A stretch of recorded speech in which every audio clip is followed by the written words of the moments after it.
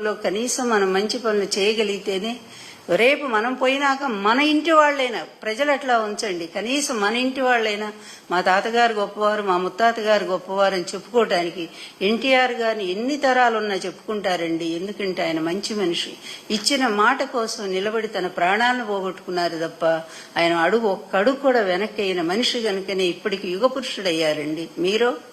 మీరండి అట్లాంటి యుగ పురుషుడిని సాగనంపినటువంటి మీరు, ఒక నీచమైన రాజకీయానికి పాల్పడ్డటువంటి మీరు, మీకు చరిత్ర ఏంటండి? అసలు ఉంటే పనికిమాలిన చరిత్ర ఉంటుంది, అంతకు మించి ఏం లేదు.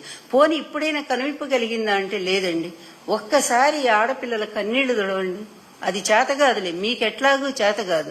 ఎందుకంటే ఎంతసేపు ఉన్నా సరే మీ పార్టీలో లేకపోతే మీ కూటమి పార్టీలో ఉండే దొంగల్ని, దోపిడీగాళ్ళని, అదేవిధంగా రేపిస్టుల్ని, వీళ్ళందరినీ కూడా మీరు ఎంకరేజ్ చేసుకుంటూ ఇదే నిజమైనటువంటి నా పరిపాలన, ఇదే నా మార్పు రాజకీయం అనుకొని మీరు బతుకుతూ ఉన్నారు గనక దాని నుంచి ఒక్క అడుగు కూడా మీరు యువతలకి రాలేరు గనక ఈ ఆడపిల్లల కన్నీళ్లు మీకు కనిపించవండి. There is no civilization can survive itself in believes women's